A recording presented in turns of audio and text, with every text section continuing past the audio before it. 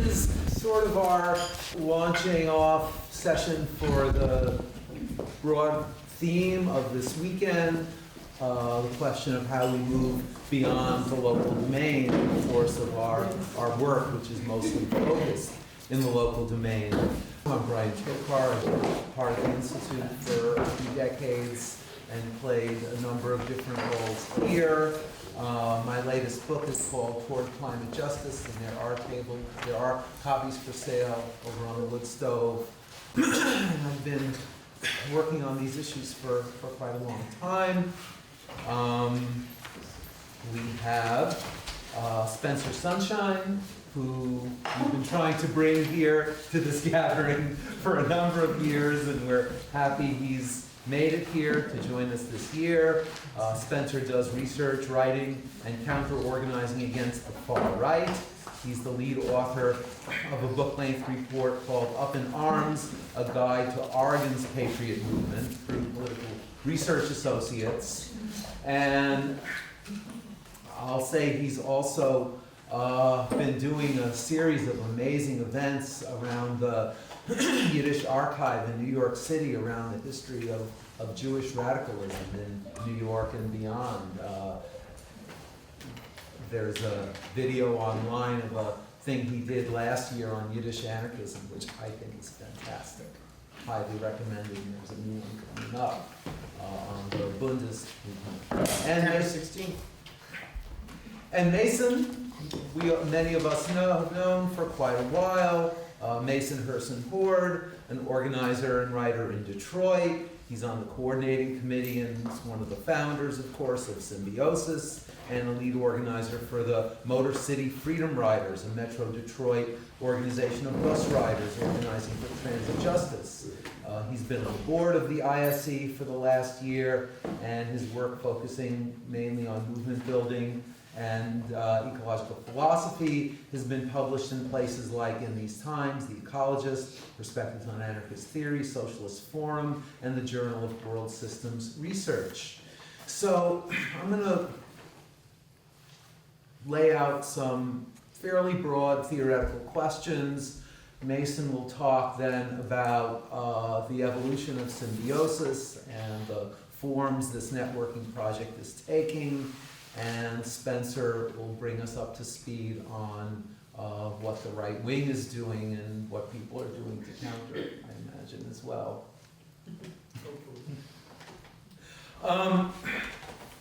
Last night in our conversation, we touched on many central aspects of the political strategy of social ecology, which is known by various names: libertarian municipalism and confederalism, and the Kurds framing as democratic confederalism is one that's become increasingly popular. And we know that one of the core elements of this strategy is the effort to reclaim the classical definition of politics as the self-management of the polis.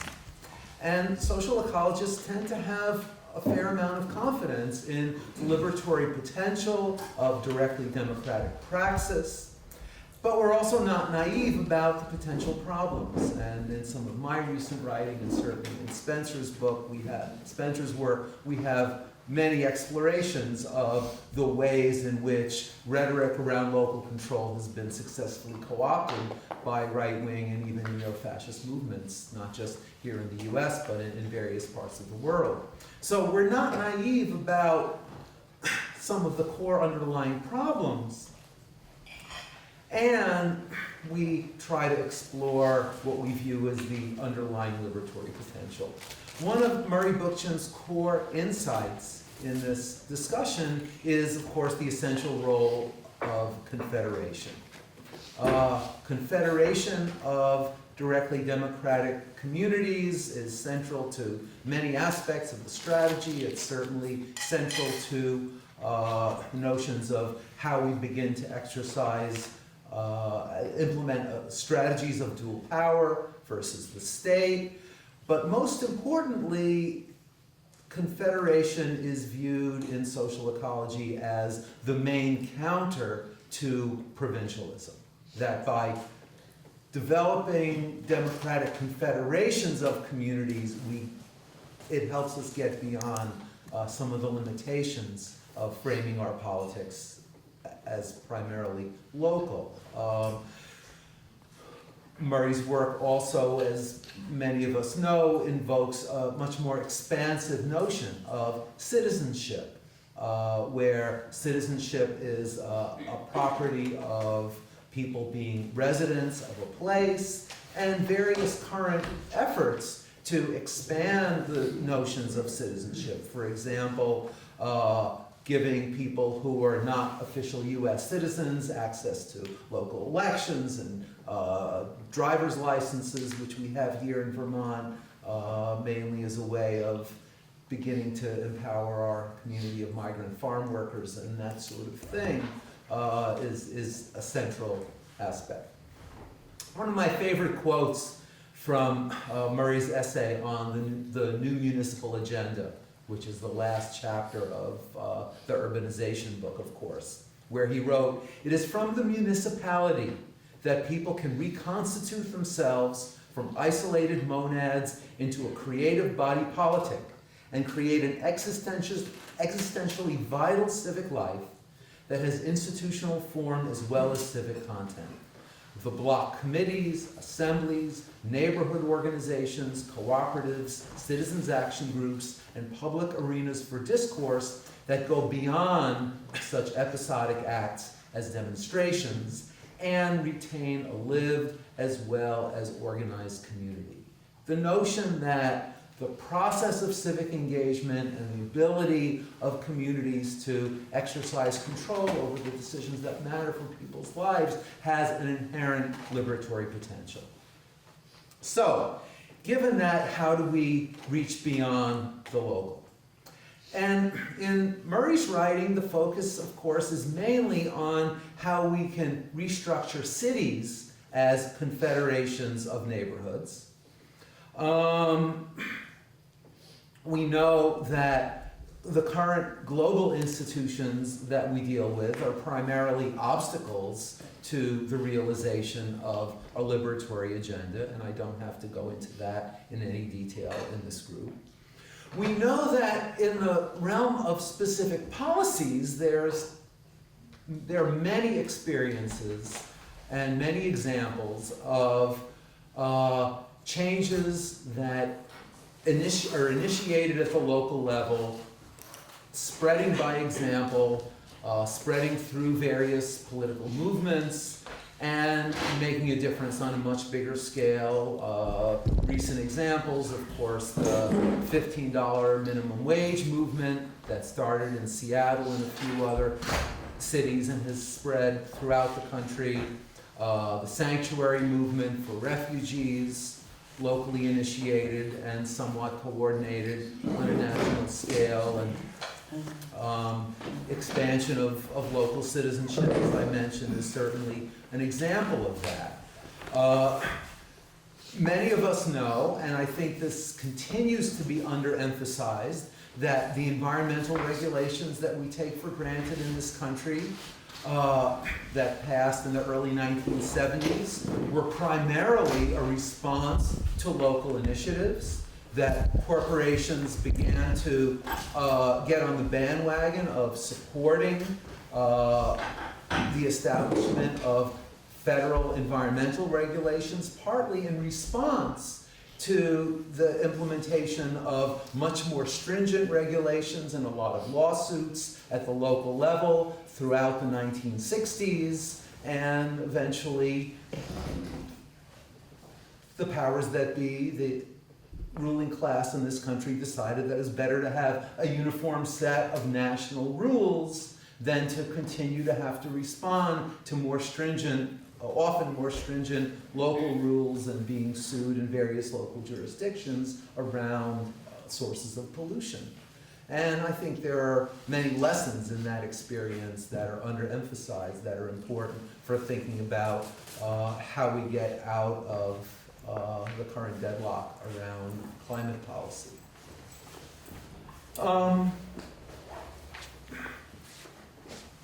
About a year ago, I was invited to submit an essay on this topic by an organization based in Boston called the Great Transition Initiative.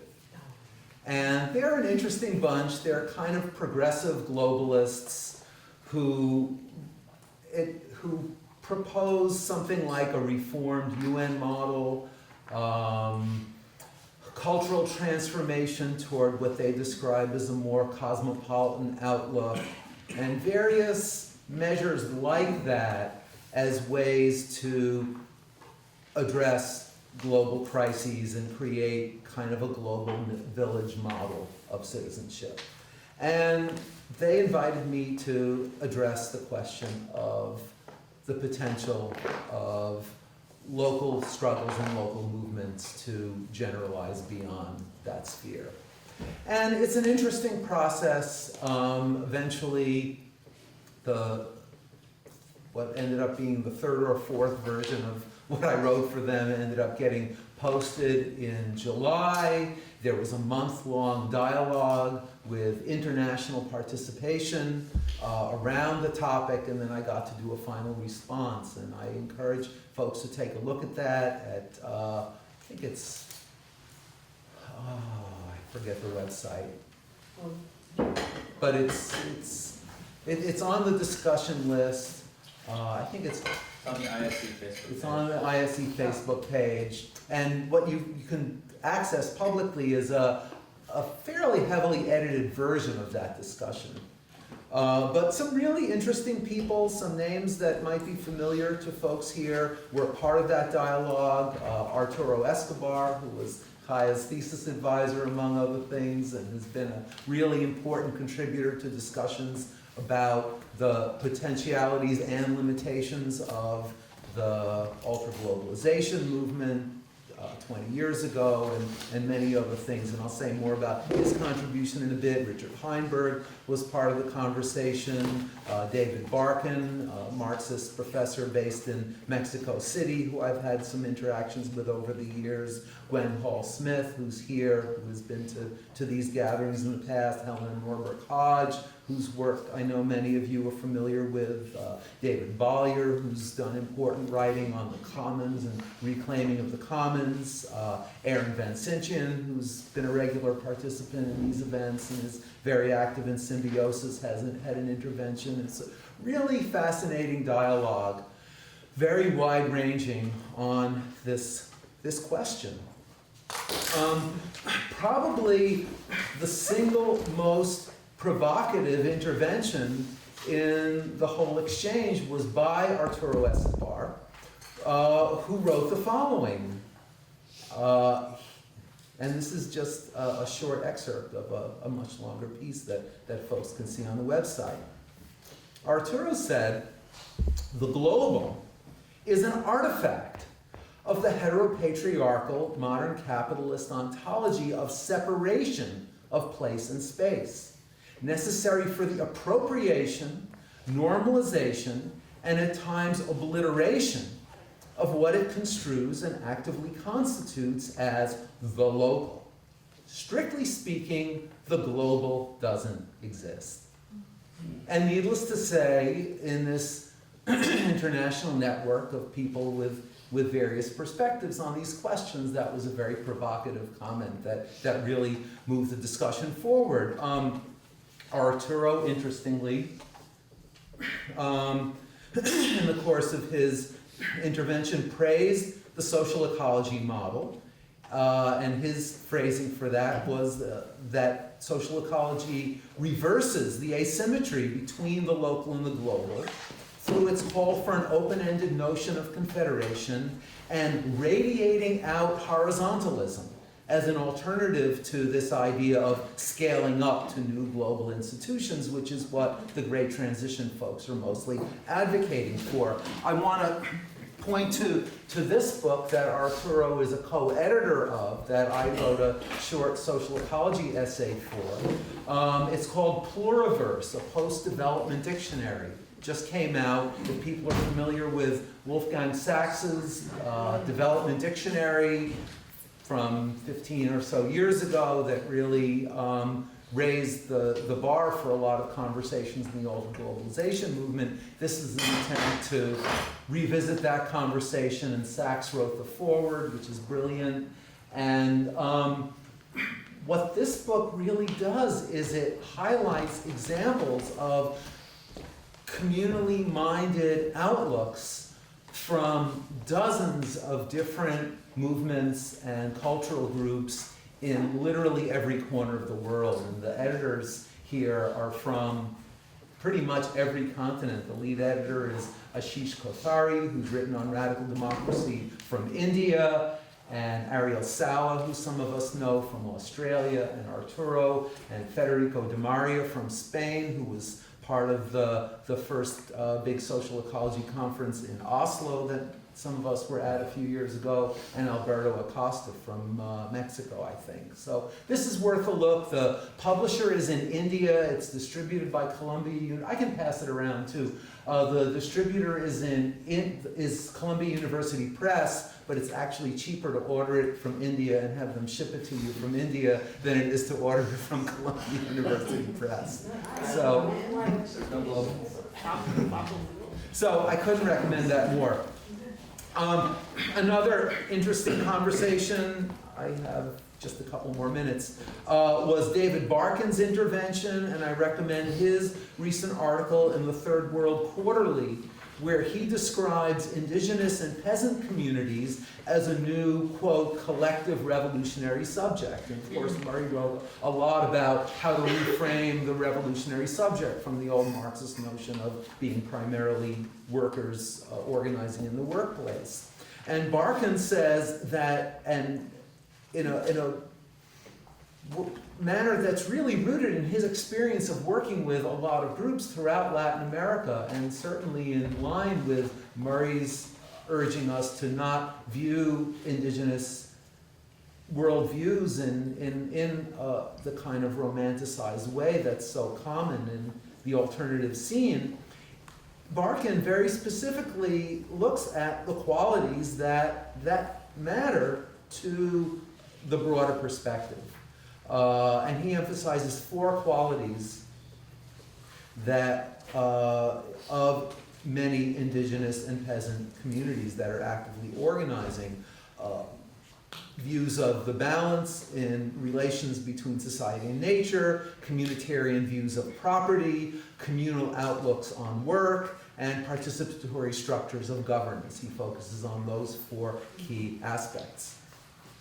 I was going to mention some of the other points that came up in this GTI conversation, the critique of a lot of existing global networks like transition towns that tend to be extremely timid politically, the need to challenge political power and militarism, linking resistance and renewal, which of course has been a theme of social ecology from the very beginnings, and a number of other things. And one example that kept coming up, including among people who were really skeptical of my call for a broader movement of movements or a community of communities, was the example of Via Campesina, the global network of small farmer and peasant-based movements that in many ways really illustrates a lot of the concepts of confederation and movement building from below that we all talk about. So I'll just end by reading the concluding long sentence of my contribution to GTI, and again I encourage folks to take a look at that dialogue. What I wrote was, the odds may be diminishing with each passing year of climate inaction, but it is more necessary than ever to sustain a hope that humanity can unite to reject authoritarian false solutions to the climate crisis and social equities, embrace the potential for an enhanced quality of life beyond fossil-fueled capitalism, and begin to realize the dream of a liberated and truly interdependent global community of communities.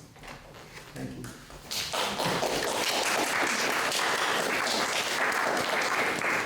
Go on to Mason. So what I'm going to talk about starts at an ISE intensive in San Francisco 2 years ago, Mm-hmm. 3 years ago, 2. It's hard to believe. yeah. And so in that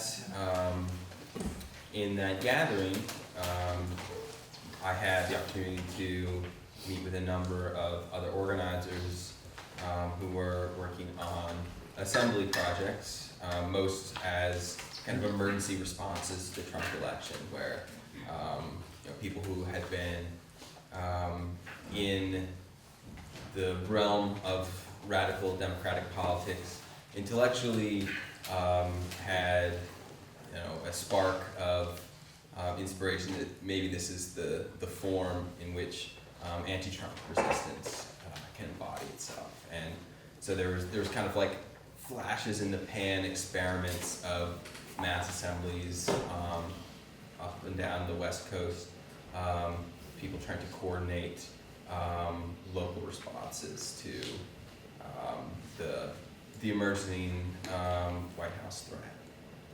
So most of those experiments kind of began to fall to pieces quite quickly.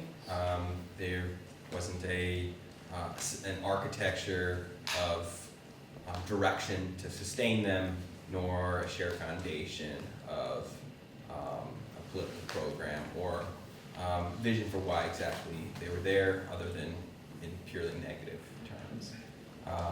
But so out of these conversations with people who have been experimenting with them, we were kind of reaching the conclusion that we need, amongst our different initiatives, some more connective tissue for sharing these lessons and learning from one another's work. And that kind of like began the conversation of, hey, we should have a confederation. Like there's a lot of people trying to invent this in their neighborhood, and they're all reinventing it. And many of the particular failures that we were seeing were repeated failures, ones that could probably be averted with some more political focus and a broader shared framework of what we're building and why. So we kind of like developed a set of reasons of why some sort of established network or confederation beyond the local would, in practical terms, be very useful and productive for that local work, precisely. First one, obviously, was the capacity for developing shared educational resources, things that can be distributed between one another's projects for political education for own members, and also trying to provide some greater sustained guidance of our political direction. The second was being able to begin coordinating activities as well. I think one of the things that a lot of local movements run up to again and again is that their enemies are not local. The forces that we're combating are organized at a higher scale. This is true for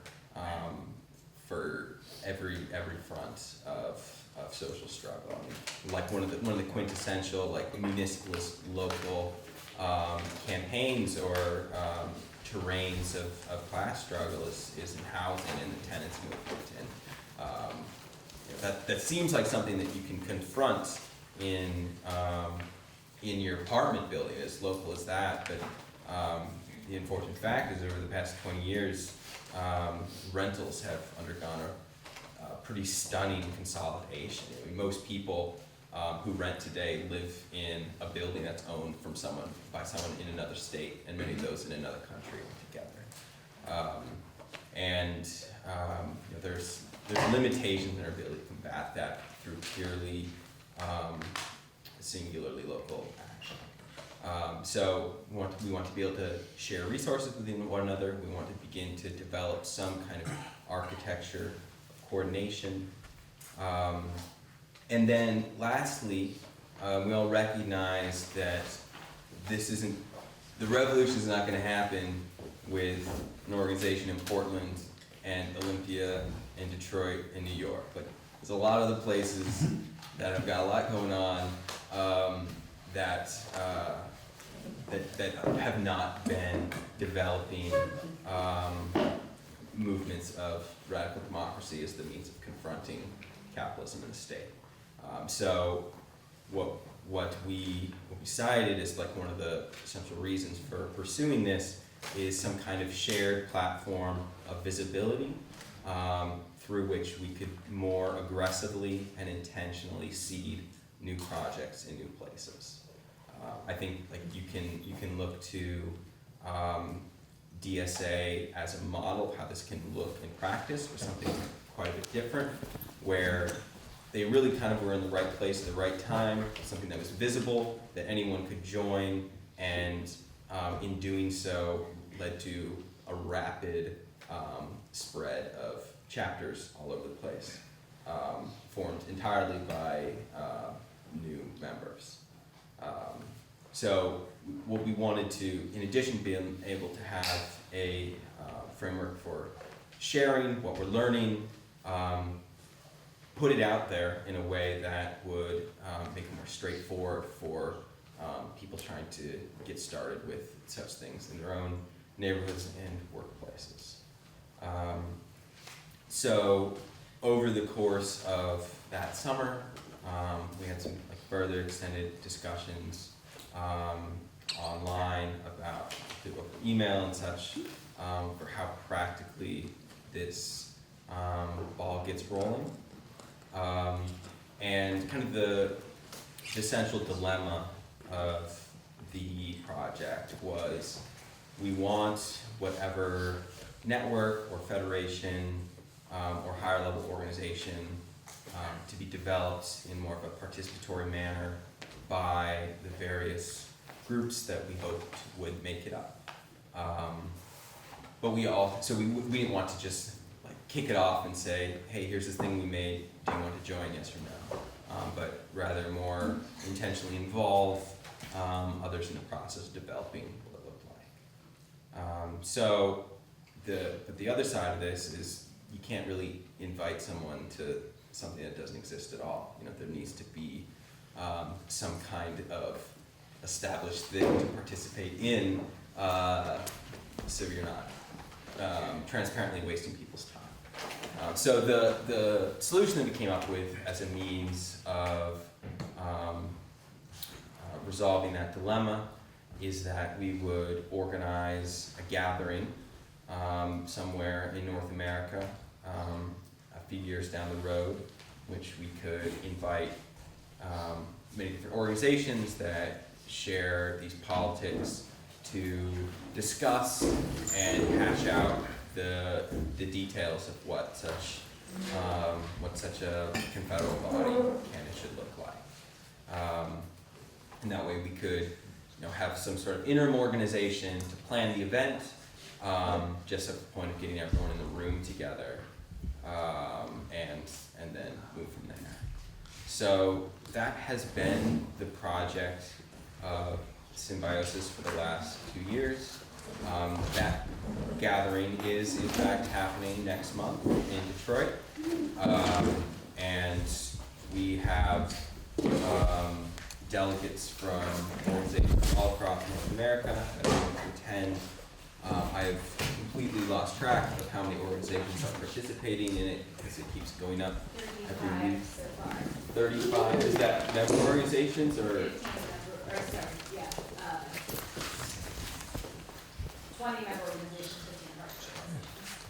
15 and so that's very exciting. We don't really know what exactly is going to happen at this stage. People are developing proposals for what we want the Confederation to look like, to be disseminated among participating organizations in advance, so that they can discuss them, come to some organizational positions for their delegates to carry forward. So it's not just delegates coming to their own judgment at the gathering itself.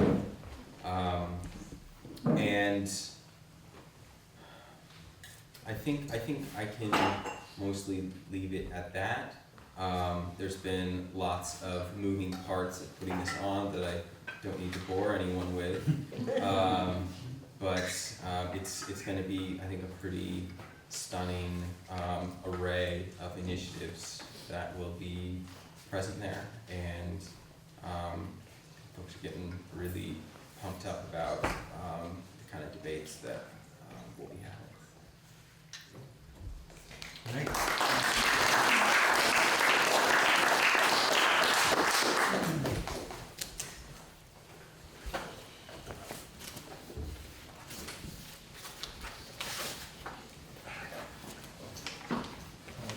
I have some handouts. I'm not sure that I have quite enough, so they're online as well if you want to read it right now.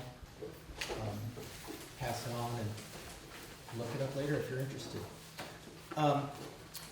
So I'm going to talk about my experiences with counter-organizing against far-right decentralists from the point of being a libertarian socialist with the left-wing decentralist bent. Because this created some problems that I hadn't really thought through before, very practical problems about what we're going to do when people wish to decentralize in order to achieve reactionary goals, and how do we respond to that. So if you're not familiar with this, decentralization can be found on different parts of the far right, and it can be found both in its tactics. People might be familiar with leaderless resistance, which is something that sometimes is described the recent massacres by people, but is an actual tactical structure that's been propagated in white power circles for decades. But it's also decentralized in its structures, in the forms that it wants communities to take, and the forms that it creates now, and the forms that it wants after its revolution. So there's three main parts of the far right. The far right is just as divided and sectarian as the radical left is. People fight with each other. There's big tendencies that we may see as the same thing, but if you look up close, they hate each other and don't talk to each other. They have only on alternate Tuesdays can they cooperate. And so the first is the Reconstructionist wing of the Christian right, the really theocratic wing. They endorse county-level theocracies. One of their main theologians, R.J. Rushdoony, endorsed this after the failure of the states' rights movement. He called for county rights, and some of his followers continue that. The second is the white nationalist movement. It's popular now. It was a sort of new idea in the 80s, and now it's pretty much the basic talking point is to advocate for a breakaway independent white state. This is usually posited in the Pacific Northwest, but some people also, the neo-Confederates also want it in the South. Occasionally you find people advocating it in the Midwest. I think Matthew Heimbach and the Traditionalist Worker Party wanted it in Appalachia. So they want to decentralize too. They want to break a piece of the U.S. off and have their own racial state. Related to this are something called pan-secessionists, and people may have had the unfortunate experience of running into them, especially in these circles.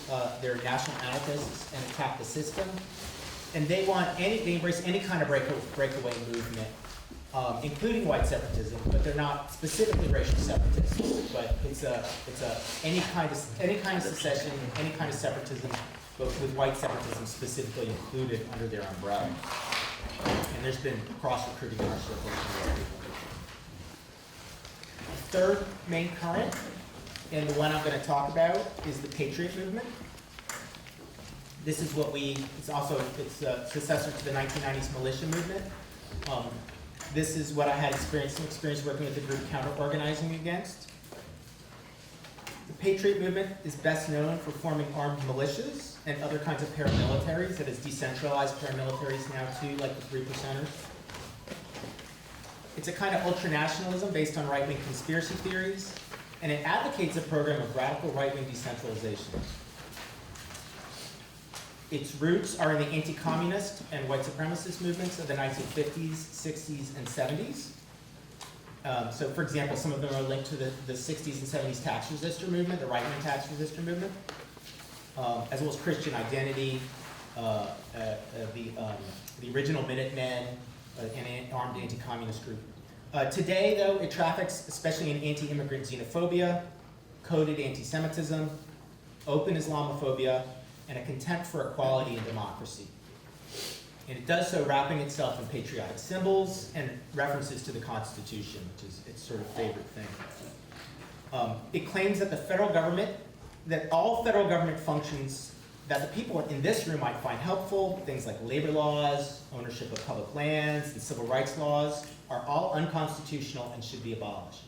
It claims the Constitution only basically approves a kind of night watchman state where the only thing that the federal state does is military defense and keeping immigrants out and maybe protecting private property. And all other functions it claims are not allowed by its idiosyncratic reading of the Constitution, which originates in a way in Christian Identity's reading of the Bible, if anyone's familiar with these theological circles. So starting in the spring of 2015, I had an opportunity to work with the Rural Organizing Project, the ROP, I'll call it the ROP. This is an Oregon group. It's been around for a number of decades, and they were counter-organizing against the Patriot movement. In the spring of 2015, armed militias had flocked to a mining claim that was on public land near Grants Pass, which is in southwest Oregon. And the federal government had said, we heard you've made illegal improvements on your claim, we were gonna come inspect it, and they said, no, you're not.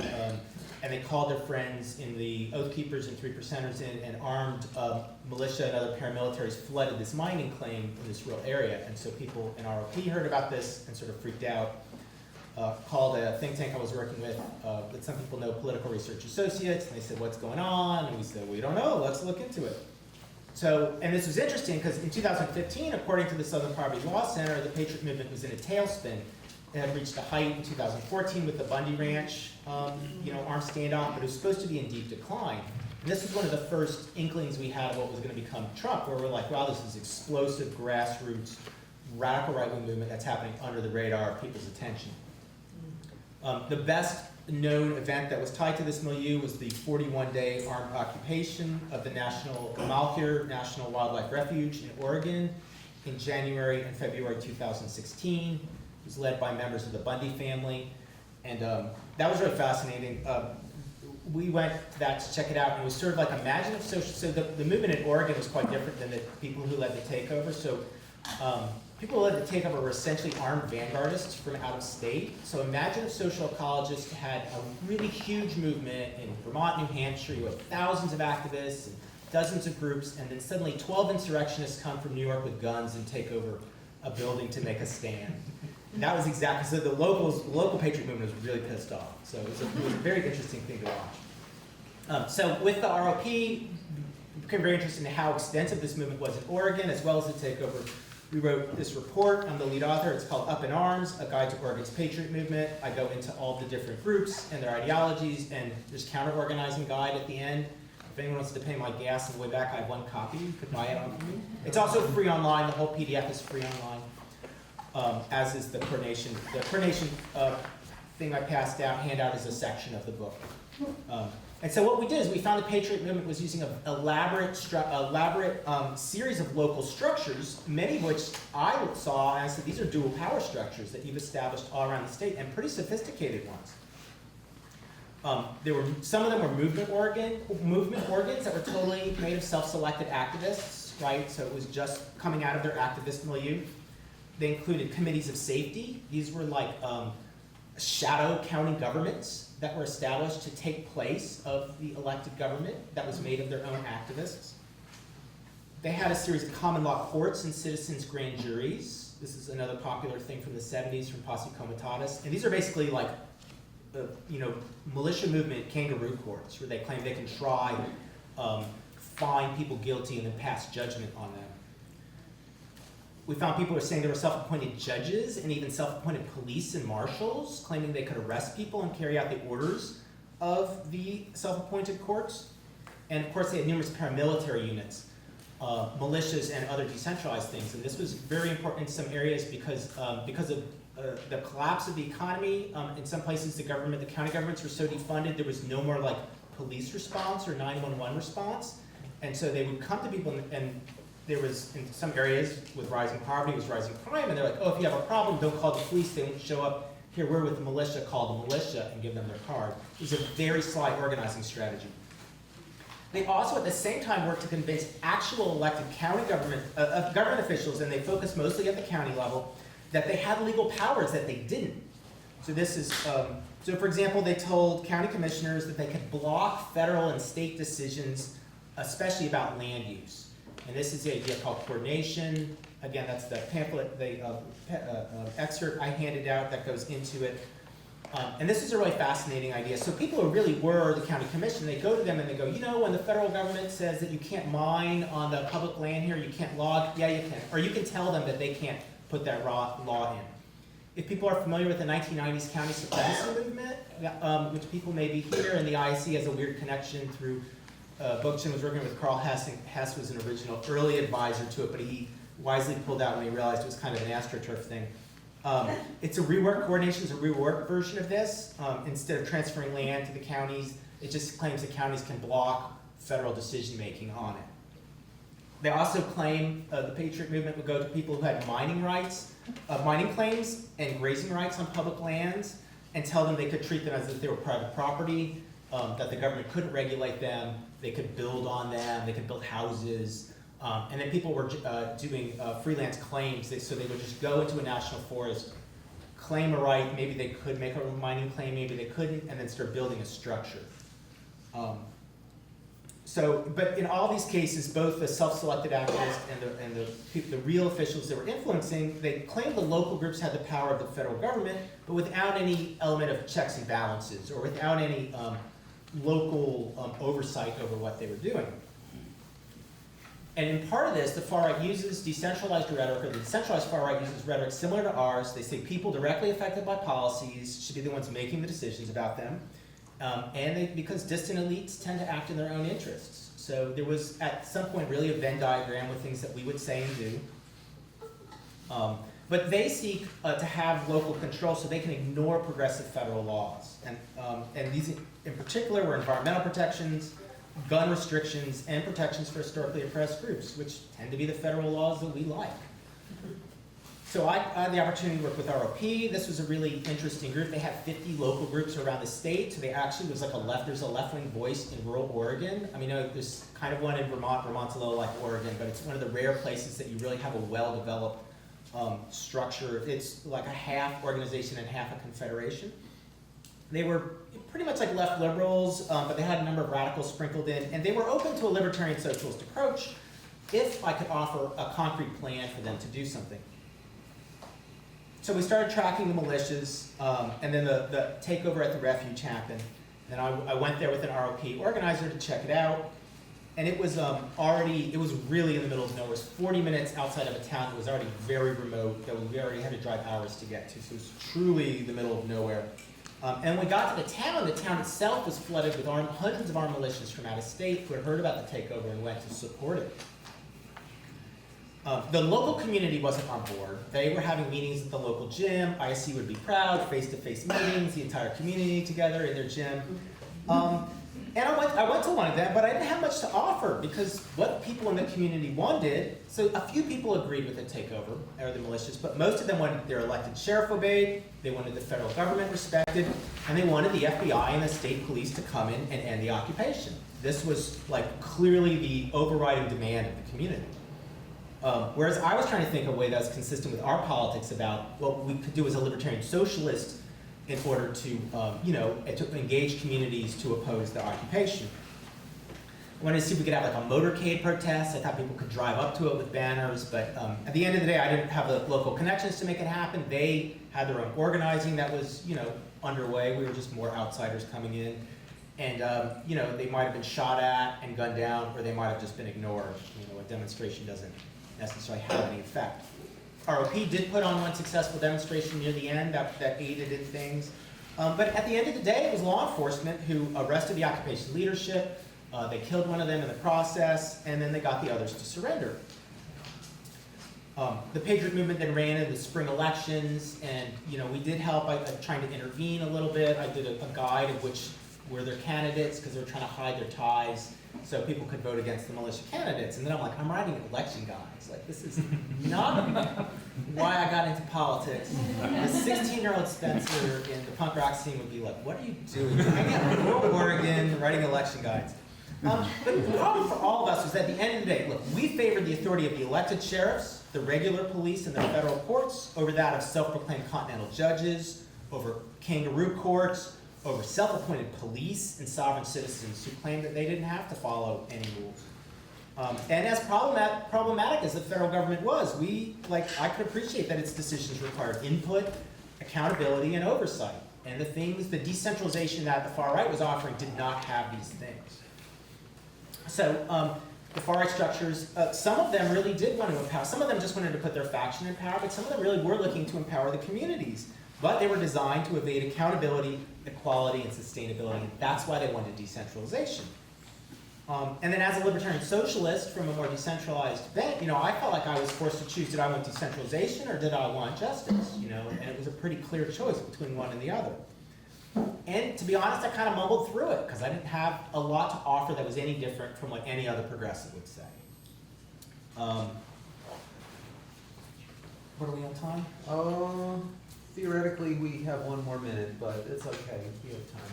Okay, well, I'm going to run over a bit then. I want to point out that social ecology has not ignored this question. There's actually a very good Janet Beale essay from 1995 called The Fallacy of Neither Left Nor Right, Militia Fever. It's on the Anarchist Library. In it, she goes through, this is a very good reading of the militia movement. A lot of people don't understand. They get far-right politics wrong as outsiders. It's a very good accounting of their beliefs and how they're doing things. And she says, the new political units proposed by the militias would be at least as bad as the existing ones. And I think that's an understatement. And she specifies social ecology wants to empower citizens to exercise self-government in local assemblies, unlike the militias. Blair pointed me out to a couple of Murray Bookchin's essays from 1990 and 1901 where he talks about reactionary decentralization. He says directly that decentralization, localism, and self-sustainability are inadequate without confederalism and interdependence.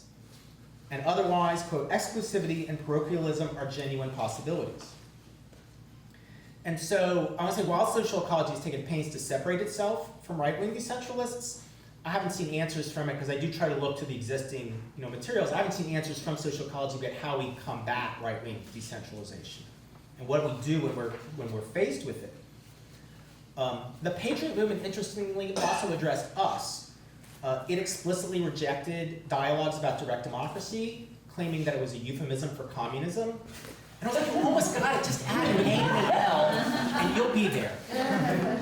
Not quite there. And as Beale notes, they supported elected sheriffs and commissioners, but not citizens' assemblies. They didn't want full citizens' assemblies. But the catch was this, in a lot of these communities, the people weren't Patriot movement activists, but they were sympathetic, and they did want to override environmental laws. They did want to log and mine and graze on all the federal land with little interest in maintaining it, and they didn't want to respect the civil rights of historically oppressed groups. And if we'd had assemblies, making decisions in these communities, they would have made communities largely in line with the basic, claims of the Patriot movement. And that's just the truth in the places that we work. So a lot of times when we are implementing these assembly strategies, we're doing it in areas that are already very left-wing, and it's like a vehicle for which way should a existing left-wing movement go, and it's less, what is this going to do to a community that we just walk into?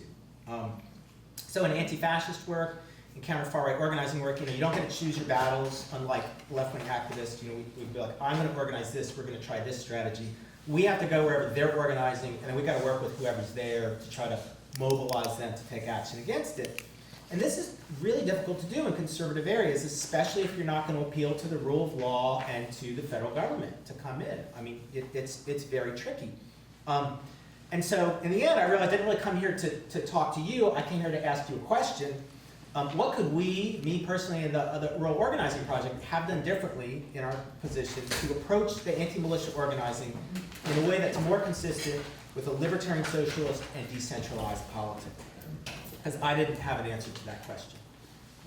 There's also a bonus question. Can you get vegan anarchists to work in coalition with moderate Republican cow ranchers to oppose militias? Because I could not, and that was a real issue.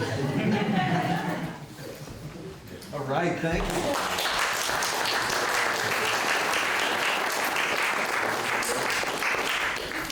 Well, many provocative questions, including Spencer's, to think about, and we have a good 45 minutes to address them. and I aim to keep a stack and love to hear what's on everybody's mind. We'll start with Brooke. So I have a question really for anybody, but prompted by what you were talking about. In a dual power strategy where we don't, where we're striving for popular legitimacy, striving to have the majority of the community really see whatever assembly we're creating as actually having legitimacy. It's a process. And most of those assemblies, whether they're right or left, are based on a set of ethics. That if you don't agree with that basis of ethics, you're not going to see it as your home base, and you're probably not going to offer it popular legitimacy because it doesn't speak to your sense of right and wrong. So given that there'll always be a section of the population that doesn't see that assembly and the constitution that it's based on as legitimate, I'm just wondering how you differentiate between what you were seeing, where you're like, I would rather have the state come in than have a kangaroo court. Whereas people who might not share our ethical values might look at our forms of restorative justice as a kangaroo court.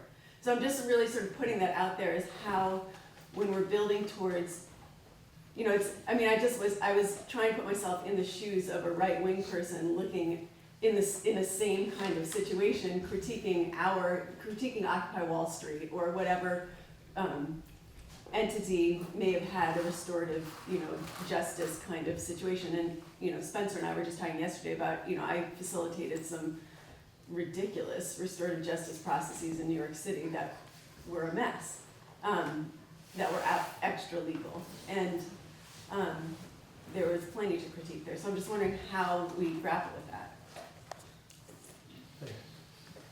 A lot to chew on. Thank you. It was a really interesting input. I guess I'm trying to zoom in on an older tension within like social ecology or libertarian municipalist thought on like an inside versus an outside strategy, which to me kind of resonates with some of these themes. One being the idea that we go into existing democratic institutions on the local level and transform them from the inside out. The other being we call for extra parliamentary or rehabilitating like kind of older decayed democratic institutions and build kind of counterpowers. And a lot of this discussion kind of resonates with this, where legitimacy lies, who has the time and energy to kind of enter into a politics of popular assemblies. And it seems that something that's popped up in a lot of these other municipal experiments. One, the Seattle Neighborhood Action Coalition, I think a lot of us here have had this conversation in the past, but basically popped up as one of those post-Trump moments and basically got co-opted by liberals that weren't interested in kind of building that broader politic.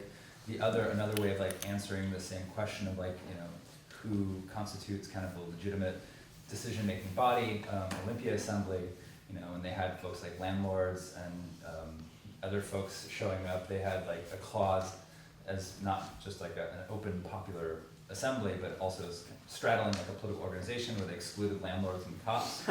So just some of these questions about like how class, political interests, and the political community intersect, I think are really important to bear in mind. And it also comes back to me to the conversation last night as well, and we were kind of mapping the current kind of landscape to the left, and we had a lot of talk about kind of the symbiosis aligned libertarian socialist groups and DSA, and I would say this is another tension of where DSA folks tend to like want to work from within the existing system as something that already exists. You're not recreating the wheel, has popular legitimacy, versus let's go and start a whole new parallel, more democratic political system. And I have to say, I guess in my own experience, there's a tension I've grappled with for many years as a social ecologist, is that I don't have the time or the energy to do that. And when I look around and I see the groups that are doing it, they tend to be young college students who have a lot of time and a lot of energy and wherewithal to go and kind of let's recreate, the polis from the bottom up. And that is my ultimate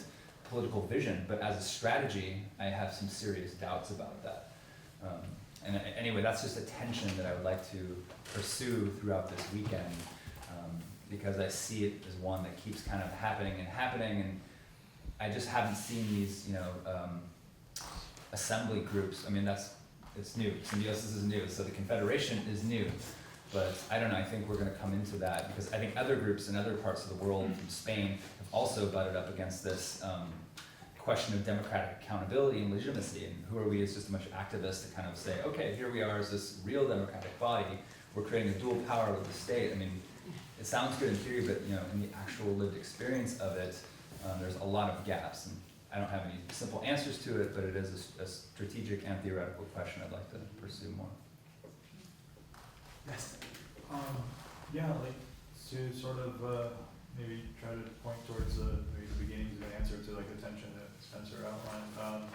You know, I don't want to Marx hijack this, but like it kind of comes in because if you look at it on the very basic level, it does look like, well, these are just local people that are fighting for their right to do with their land as they please, and you know, these like distant elites in the federal government or whatever are trying to limit their right to, you know, extract from their land. But the kind of invisible element that, I mean, a lot of, I think, the ranchers themselves might not legitimately are really conscious of is what is the imperative that's driving them to like, you know, try to extract the maximum from their land. And, you know, like we see this with what's going on in the Amazon now with Bolsonaro. Bolsonaro is like literally framing this as an anti-colonialist, you know, like who are you, the UN and the EU, to tell us Brazilians what we can do with our rainforest, right? But it's ignoring the other thing that there is actually a distant elite global force that's not personified, but it's capital, and that's the sort of magnet that's hovering above this, that's driving these people to the way that they approach their relationship to their local environment, and the right to maximize extraction without any interference. So yeah, and that like if we end up just casting it as like localism versus centralism, you risk missing that whole aspect of it. So like, and that goes back to I think what Mason was saying, that a lot of the enemies are organized on a global level. Yeah. So I love your question, Blair. I feel like I could talk about it forever, but I promise I won't. When the IWW was formed in 1905, it was formed out of a bunch of existing unions, and it had tens if not hundreds of thousands of members, as I recall, and buy-in from all of these high-profile activists. And in spite of that, over time, it still kind of disintegrated and fell apart, and whatever, there's reasons for that. But it feels like a lot of the time, the problem that we're running into is that we're trying to run before we walk when we build these institutions and make claims of democratic legitimacy, where rather than having like a little local group that's limited in scope, that's just like, this is not a good example, but a food co-op or something like that, like people don't even necessarily have the practice of operating in a democratic leaderless context or like experience in the art of self-government when they start taking on these big projects of having an assembly. And it's like, those should be skills that have been transferred intergenerationally, but there's been a break in that transmission of knowledge a lot of the time. And so I know at Occupy, we stepped on the toes of a lot of existing activist groups who felt like they hadn't been properly consulted in the way that Occupy was laid out.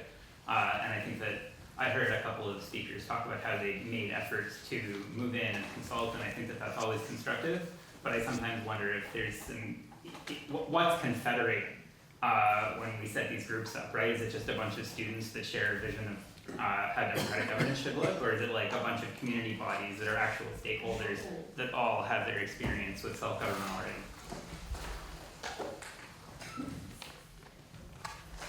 Grace.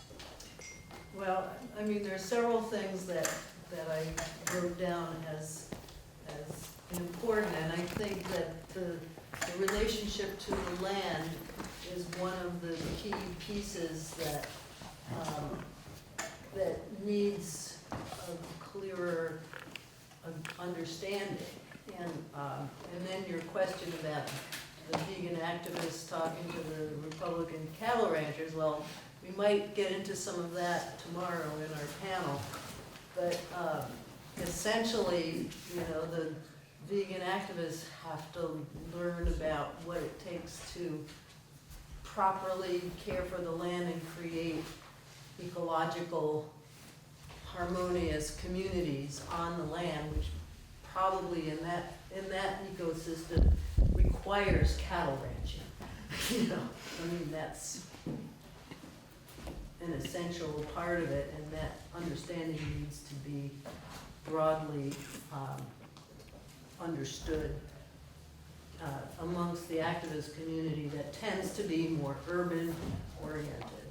And I think that the urban-rural discussion is another part of it, you know, because organizing and creating citizens' assemblies where citizens don't have access to the resources to actually come together in the same place because there's no public transportation and no, you know, public spaces that are accessible to population centers is another whole issue.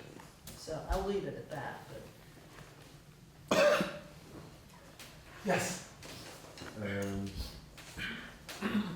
I think that when the state, like municipal instances, help facilitate public assemblies, those assemblies being citizen and non-political, they're not organized by right-wing groups or left-wing groups. They're citizen events, which I think are very precious occasions where human beings can discuss and bridge the gap between the right and the left and find a common way to go.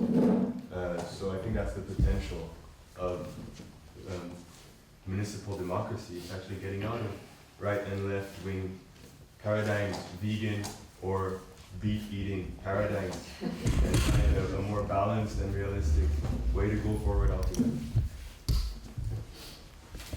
I think I'm putting something into the conversation that, in terms of something that I've thought about in relation to this conversation, and I think a lot of people have. But you know, Hannah Arendt, who was so central to Murray's work and really is an animating presence, sort of explicitly and spiritually, in all of the discussion of, you know, the citizen superseding the worker in a certain way as the revolutionary subject, or at least an aspiration as to such. But one of the, you know, she was complicated on these issues, and I'm not sure how this exactly interfaces with this, but it's putting something else into this sort of pile of thoughts about it. But one of her most controversial, perhaps most controversial positions or pieces was opposing, you know, forced busing for school integration in the South.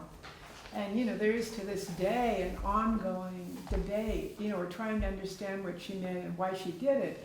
Why she did, but it was a complicated argument that that the state shouldn't supersede the family, and that families should have choices and communities. And I mean, I don't think it's an exactly coherent argument, but Arendt did. But you know, this was an argument of Arendt that forced busing. And you know, so I've always thought about this because as an anarchist, but who also being from Selma, Alabama, and having been in the first generation of children to integrate the public schools.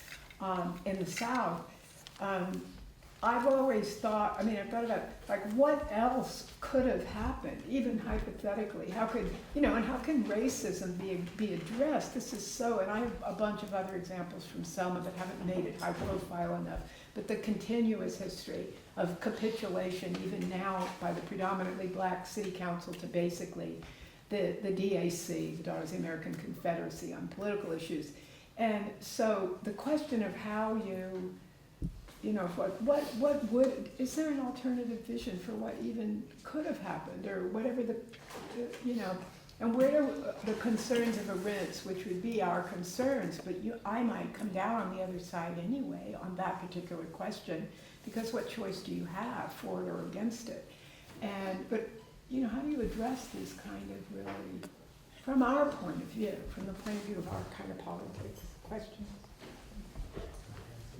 So like Nesta, I grew up in the South, and I have never embraced the direct democracy of the ISE, partly because of that, because it was such a conservative area, and we really did feel like when push came to shove, you know, I was more on the left, or eventually when I thought through these ideas, I was more on the left than I was for decentralization, you know, if you did get caught in that quandary a lot, in these very things. And one of the things I started to think about that I'd never considered before was the roles of constitutions in guaranteeing the rights of minorities. Because I think that, anarchists and other decentralists say they want. The very beautiful things written about, how, minorities of different kinds will have full expression and full rights, but they don't say any way that that's going to be guaranteed. And this is my understanding that in Rojava there is something like this, that there's a base level guarantee that needs to sit below these things, and that may be something we should look back. I know there's discussion in certain academic circles and no longer around, but that is something I started to move back towards considering. I saw Laura and then Mason and then Sal. So, I first want to respond to this whole vegan versus cattle rancher dynamic. I'm also going to be on the panel tomorrow that deals with that question. So I'm coming from the vegan perspective, and I wanted to say a couple of things in response to that. The first was that I saw a connection between what Grace said and what someone said over here about Bolsonaro. Kind of saying, oh, well, if you tell us what to do, that we shouldn't be burning down rainforests, then you are kind of taking the colonial role against what we are doing on the local level. And I thought that was interesting because actually cattle ranching itself is colonial, both in Brazil and here in North America. There were no cattle originally in the Americas, and there was really virtually no animal agriculture. So it's like, huh? Sorry, I'll counter that tomorrow. Okay, yeah. That's completely mistaken. Okay, well, we can talk about it tomorrow. To me, that was kind of like, which one is the colonial dynamic happening here? Because, saying that it's wrong to inflict something on the land that, as far as I know, is colonial. It's kind of like this is colonial to start off with. So I would really oppose that idea. And, also I would just say that in terms of vegans versus ranchers, it seems like there's a lot of onus being placed on the vegans to kind of open their minds and not so much on the ranchers to open their minds of, what can they learn from vegans about ecology, and especially in terms of relating it to social ecology, also this question of complementarity, right?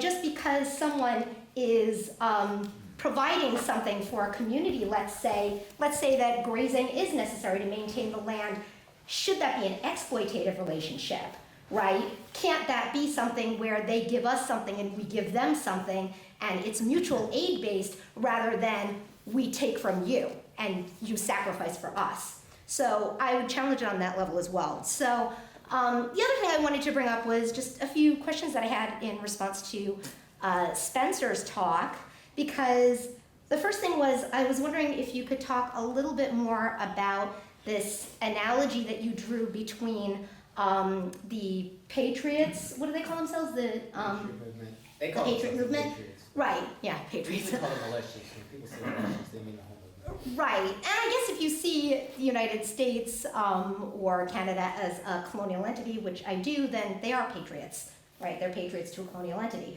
so it does represent their values. But I was interested to know about the analogy that you drew between them looking at the Constitution and saying, oh, well, the government is only supposed to provide militaristic and security, quote unquote, forces to protect the white male property class, basically, it sounds like, versus something about Christians saying that there was a misreading of the Bible.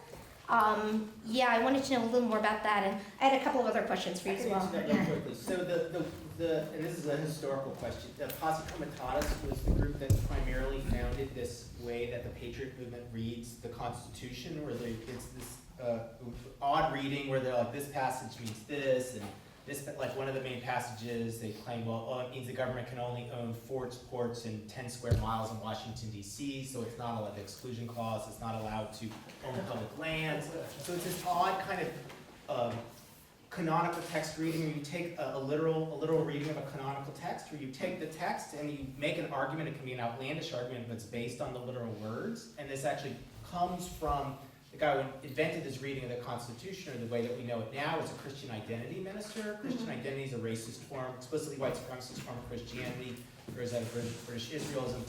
And it came out of the way the Christian identity reads the Bible, where they reread it as a racist document. And they do it by taking passages that are literally there, the words are there, and they're creating their own meaning. And this is a common reading of way that Christians approach the Bible. The Christian identity reading is a very special one, but it's that same kind of approach where and it's a pedagogical and political approach, and you can use it. You're like, you believe in the Bible? Oh yes, well, a passage says this here. This is why you should be a racist. So you believe in the Constitution, and this is how they go. People go, oh yes, if you're in the military, I swear to uphold the Constitution. They go, well, the Constitution says the federal government can't own public land, so why aren't you joining our crusade to take the public lands back? So that was that. Really, it's not a metaphor. It's an actual way of reading texts that came out of that. Right. Oh, so you're saying that actually, you're not just drawing an analogy. It's not an analogy. You're saying that actually this sort of alternative way of reading the Constitution grew out of this alternative way of reading the Bible. I get it. This is in David Nyworth's first book about the militia movement. If you want to Right. know about that in detail. Right. William Potter Gale was the guy who did this. And then two other, I'm sorry. I had two other things I wanted to bring up. Very briefly, please. Yeah, quickly. So the first one was, I'm just wondering why you think there was a big explosion of white national sentiment, specifically in 2014 going into 2015.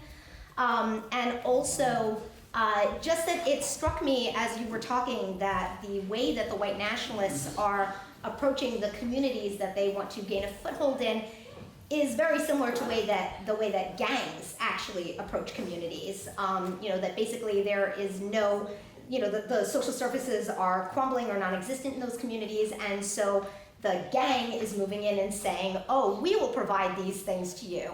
And so I wanted to, hear you speak to that a little bit, if you've thought of that, or if anyone else has really talked On about the that. second question, yeah.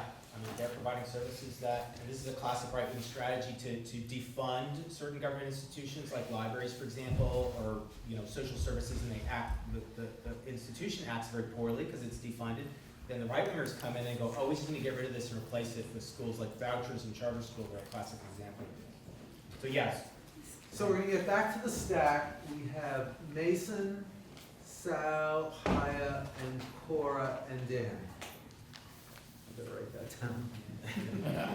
Maybe people could limit themselves to one question or comment, just so the bigger group. And I say that as being somebody who often offers. I think one of the central questions at the heart of this is what Coach formulated, the distinction between form and content, and that's kind of like the heart of do we embrace forms of things that resemble what we want, but have a pretty profoundly reactionary content. And the other piece that I think we should have a more directly critical focus on is the predominance of autonomy as a political value on the libertarian left. I want to point to the fact that autonomy is a political value of form and not of content. And autonomy is an explicitly negative political value because it is almost in all contexts autonomy from some sort of ostensibly oppressive outside force that we've been able to lock ourselves down and away from. And I think this is why autonomy as a political value can be so readily taken up by the right wing. I think in some ways autonomy is a reasonable reaction to, or the desire for it is a reasonable left reaction to various forms of oppression in society. But I really think it needs to take backbench to something more like democratic interdependence. The heart of the issue is that autonomy rejects the idea that the majority can impose majority will. And that's part of why social ecology has been critical of consensus as a decision-making model. I think we need to think of it on the same, on the scale of communities as well.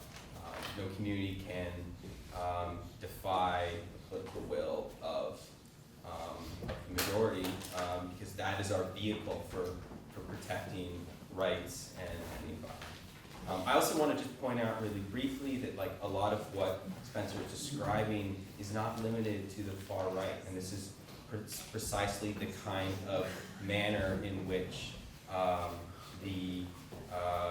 basically the civil rights counter-revolution to retrench American apartheid in cities all across the country was structured, where suburbs incorporated themselves as politically autonomous units that could put up a wall and let no one but white people through. And that's kind of like the whole political landscape of most metro areas in the US. It's defined by this kind of reactionary autonomy.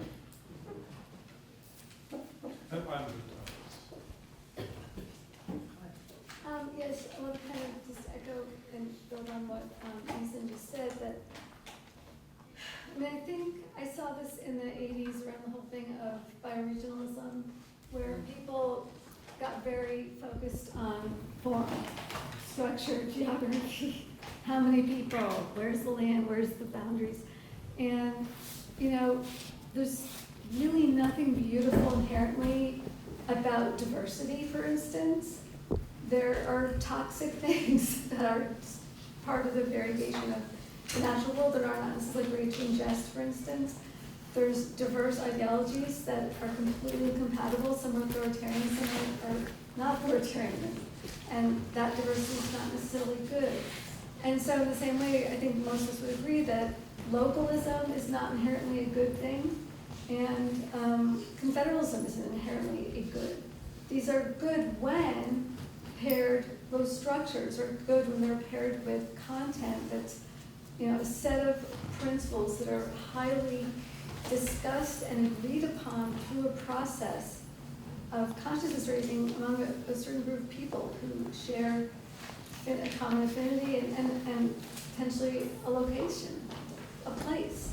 So there's got to be this combination of positionalities and place that have to come together to dialectically to make a meaningful, either an autonomous, local, self-regulated society that is complemented by a place in a confederation that not just limits that autonomy, but really expands it and brings it to a higher level of human consciousness and mutualism, etc.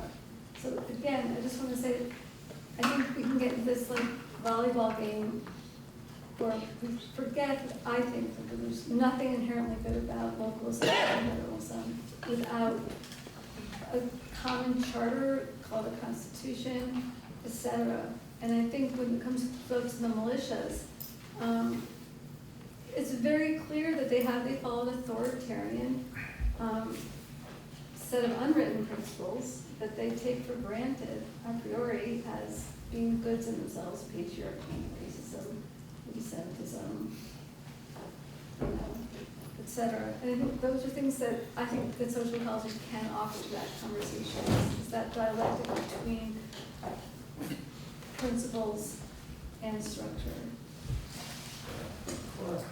Yeah, so I did want to just say in Rojava, as it has been described, there are assemblies where anyone can speak that are based on geography or membership in a community, and those, but there are also identity or political interest groups that also have voice in those communities and can represent themselves. So to me, that's always been a provocative idea, that you have a mixture of both of those things, so that you are giving voice to minority communities that need protection, to make their pitch, to have their ideas considered by the group at that local level.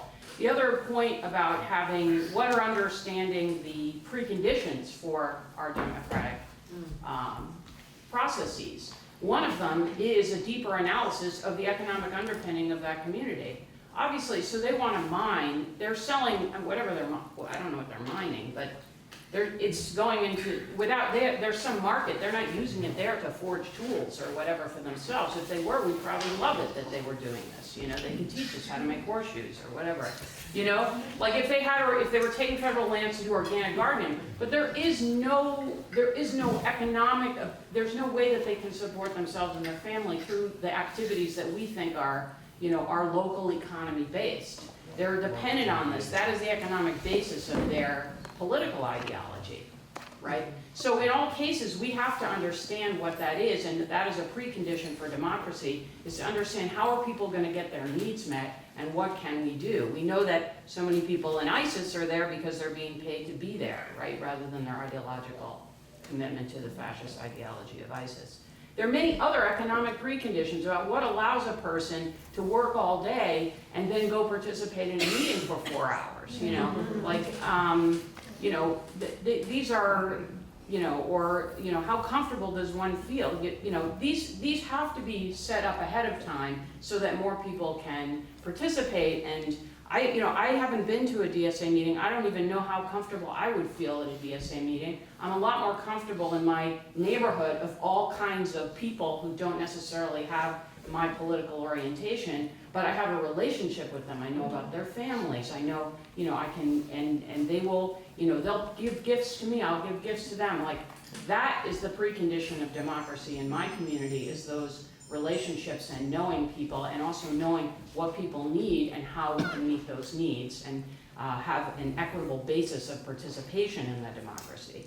A long way to go, but it's different than saying, okay, well, we can skip that and just impose, you know, what we want, so. Dan, you're next.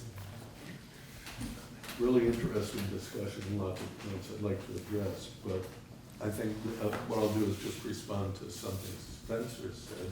And clearly, I think we all recognize that if we were to implement a completely decentralized town meeting-based government in America today, there would be huge pockets of completely reactionary local towns. And a key element in developing the kind of politics that social ecology advocates is education. And that's a precondition for any of this to happen in a way that would be positive. And the other aspect of that is that a central tenet of libertarian municipalism or democratic confederalism, as I understand it, is some kind of a constitutional basis, that a shared set of common principles that people can federate around. And that's one way to ensure that we do, at least in building our own organization, home to the kinds of ethical standards that we would want to see reproduced in the larger society as well. So I think that's critical. And I think we haven't done a whole lot of work on actually spelling out those principles in detail. And that might be something that can develop through symbiosis. And the development of confederation of municipal movements has to be principled, has to be ecological, has to be feminist, has to be opposed to all forms of hierarchy and domination, has to, you know, we can flesh it out, obviously, but that's important work and that has to happen. And I think that also then serves as a way to help guide the development of these locally democratic institutions and to inspire them. So I'll leave it at that. Lots of interesting points being raised here. I've got Blair and Brooke on stack, but first want to see if there are people who haven't spoken yet. So let's hear from the two of you, and then we'll come back. Do you want to go? I just have a question for Mason, or actually Lee, or anybody involved in the symbiosis work.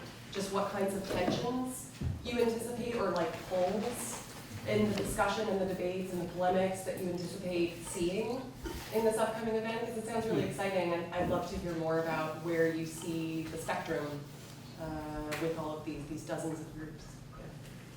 Well, so I'll just say that first, the ideological identifier is not split explicitly social ecologist. There's not that shared politics through and through.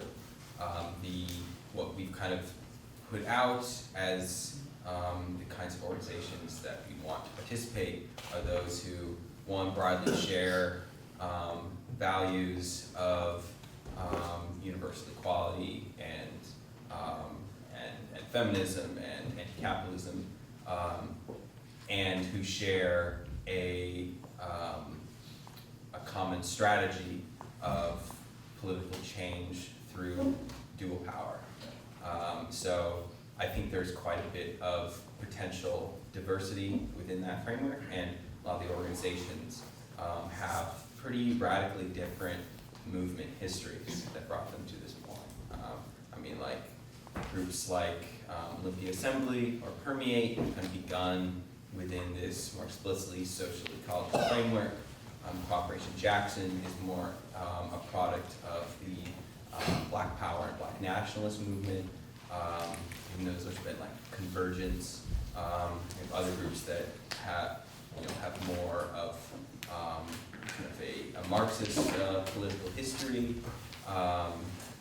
So I'm sure that's going to necessarily result in some difficult discussions, especially as relates to something like points of unity or some kind of statement of shared values. I don't know what all the fissures will be, but we have been pretty explicit about kind of containing the organizations participate within at least this range of commonality. Every organization that joins basically has to be approved by the organizations that are already participating, and we have kind of a pretty extensive set of criteria for new groups to basically sign on to, saying like this is what we're about. So hopefully it won't be too messy. I would just add to that quickly that I think that almost reads exactly as what Dan enumerated, have sort of a draft principles of unity that the folks in Olympia Assembly, one of our member groups, put together. So that will be, I think, debated. We're still kind of waiting to see what some of the positions around that will be. But I think the other point is not just the kind of points of unity or principles, but the practices.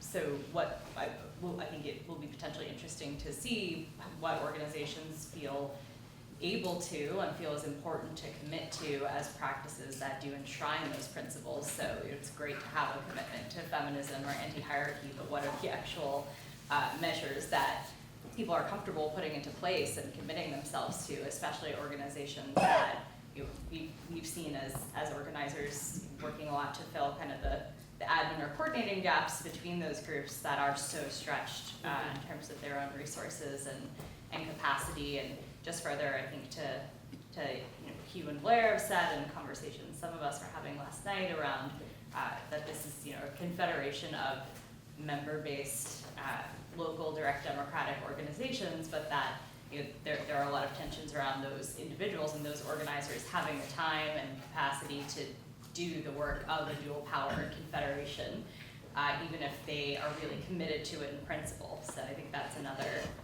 huge issue that we are working to address and really welcome folks' thoughts on. Okay, so I'd like to bring it back to a point that Alex made, and I think was made briefly, that all of these local struggles are, whatever their locale or, their where they're located, are beholden to this, principle of international capitalist economy. So that whatever rights they might be asserting for themselves, the plans they might be making about how they can use their land, what they can do it for, it's all because it's not because they're aspiring to some ideal of autarky or like self-sufficiency. It's clearly impossible in the modern age. It's because that they understand themselves as operating within a sort of world market and having to assert these rights for themselves in order to survive within it. And I think that there's a limitation in this sort of decentralized approach that both the right and the left have sort of run up against. I think with the with the decline of mass politics over the course of the 20th into the 21st century, we're no longer, I mean, if we are seeing a resurgence of fascism today, it's not in the same form as we saw in the sort of mass movements that sort of aped and reacted against the mass movement, Marxism, international Bolshevism, that existed, a century ago. That sort of politics simply doesn't exist today. It's sort of harnessed periodically and then dissolved within like these periodic elections. We do see the rise of right-wing populism and attempts to counter that with left-wing populism, but nothing like on the same scale of mass politics as we saw, maybe a century, 75 years ago. And I think that that's maybe what's lacking. I mean, I agree, decentralization is not an inherent virtue. It can be used or directed towards any number of reactionary or revolutionary ends. But I wonder about the efficacy of either. What's required in order to confront a sort of global structuring principle like capital, which directs social production towards the valorization of pre-existing value or just toward the creation of more profits rather than social need, is precisely a mass movement. I would say eventually some sort of party to articulate the demands of that movement. But mass not only within a single, national polity, but mass in the sense of like existing in multiple countries at decisive points of capital accumulation in order to disrupt that process of, the reproduction of capitalism. And I guess like I am somewhat heartened, like what was described as symbiosis is number networks. Who said it's North America in general. So it's not just the U.S. Like I'm guessing there are Canadian member organizations. There's Oaxaca you mentioned. Like, so I mean, hopefully, I would like to see this on a much expanded scale. So we're fast approaching the end of our scheduled time. Blair and Brooke are on the stack, and I want to give the three of us a chance to respond briefly. So if we can do that in 5 minutes, that would be great. Yeah, I mean, just briefly to follow up, I guess, on Haya's and more a lot of people's points about the relationship between form, content, and capitalism. I think it's not accidental that the rise of like decentralist politics, new social movement politics, happened with the onset of neoliberalism. I did a paper on this a few years ago. I think a lot of this is a holdover of the libertarian left's anarchist roots. It's very focused on the state and very focused on rulers. Even I think Bookchin's theory, when he talks about hierarchy as institutionalized relationships of command and obedience, it's a very personified critique, which actually did not get a lot of the dynamics of capitalism well. I think that's because he assumed a more or less Marxian analysis of capitalism.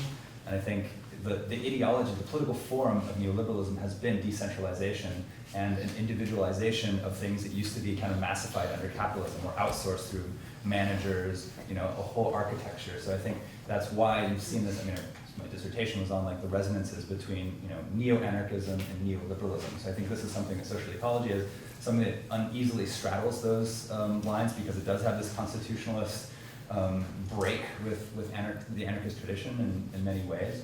But I think there's still this lingering maybe confusion or lack of clarity about how does direct democracy deal with capitalism? Like, obviously locally is insufficient, but even globally, how do we do that? Because what we've seen in some of those like more, even like radically democratic experiments, is that you have self-managed capitalism in one area, and that's a logic of neoliberalism. And just one last example is like, indigenous tribes, as like they're not exactly direct democracies, but they are sovereign nations, and they exist within capitalism. So they are forced to self-exploit themselves to most efficiently exploit. In my area, actually my family's Palm tribe members, they're fishing, super exploit the fisheries, build more casinos, etc., because they exist within capitalism. Yeah. So there is no outside of that. So we can't fetishize any scale or group or identity as somehow outside of that. So I'm sort of putting this out there as a conversation, maybe over lunch or some other time. But I'm just really, I both recognize the importance of having a clear ethical constitution that we're coming together around particular principles. And within that, I feel a little bit stymied, and I think I've heard that echoed by having very specific strategies. And when I spent many years talking about dual power, which was like delegitimizing the state and putting forth local direct democracies. And I feel like while I still stand behind that as part of the solution, I'm also really interested in addition to libertarian municipalism, like what does it mean while we're moving towards libertarian municipalism or towards communalism to be also running candidates on less radical platforms with the same principles but with less of a sort of a revolutionary structure? What does it mean to be having resistance movements that are not specifically focused on revolution but are focused on policy wins and on safeguarding the democracy? Like, what would it mean? How do we have clarity around power, clarity around principles, but have a wide array of nuance when it comes to strategy? Which I think is hard to do because it's hard to talk about, because there's nothing clear about it, but I feel like that's what we need right now is a wide array of strategies with clear principles. And I feel like I'm sad Cooperation Jackson isn't here because I feel like they're doing a lot of that. And I really would love to have more conversations about what that would look like. And who's doing that, because I'm certainly not. Thank you. I just wanted to flag 3 or 4 things that especially resonated for me from the conversation. Early on, somebody highlighted the tensions around inside-outside strategies. For me, that resonated with some of our experiences from the early years of the green politics movement, where we really aspired to ground-up confederation of a movement of movements that also had an explicit political expression, that was also very significantly federated internationally. But very early on in that process, because of the aspiration to a political party, it really got taken over by people whose aspirations were to be politicians in a fairly conventional sense. And green politics ever since has really mostly reflected that side of it. The tension between geographic-based organizing and confederation on the basis of existing movements is something that we've discussed many times in this circle, and that's a continuing tension in thinking about political strategy for social ecologists. The movement of movements vision often prevails for various practical reasons that have come out in the conversation, but where does that leave the efforts that Cora described so well, that are really based primarily on the affinities that exist among people who actually live in a neighborhood together? The fundamental link between extractivism and capitalism. I mean, Murray's vision for the educational process inherent in directly democratic organizing, as Blair implied, really assumes that we're in a place beyond the constraints of capitalism. Capitalism imposes a way of thinking and a way of relating to each other in the natural world that is fundamentally antithetical to all the values that we aspire towards. What, as various people pointed out, drives various communities of people toward ultimately destructive ways of being. And then just to echo the point about the relationship between structure and content and consciousness, which has really always also been central to our conversations here. I'm actually going to address the cattle ranching question. It was actually a fascinating thing for me to learn more about the politics of cattle, which are very important to the West. So there was a bunch of different kinds of divisions over this. There was a real tension in these rural communities we were working with between the humanists and the environmentalists, because there were rural radical environmentalists who had some established groups, and they didn't work very well with the more traditionally left-wing and I'll say humanist groups that were oriented towards people in the rural areas. You know, we ran old Earth Firsters and stuff like this. And so some groups, so in the county where the takeover happened, Harney County, there had been a long-standing dispute about the grazing rights in the bird sanctuary. And there was a group one of the rare working examples of I forget what they call it, like a cooperative group in which ranchers have sat down in dialogue with other members of the community and the federal government and created, everybody made concessions and they created a working system, and there's a few of these groups.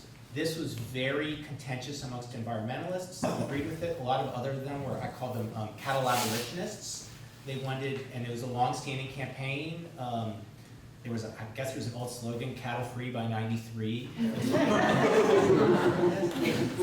So they wanted to ban cattle ranching on public lands. I mean, this isn't private property, because there's a difference between getting grazing rights on public lands and what you do on your own, if you own your own stuff, but it's hard to own enough land to raise a herd of cattle to make it worth it on the market.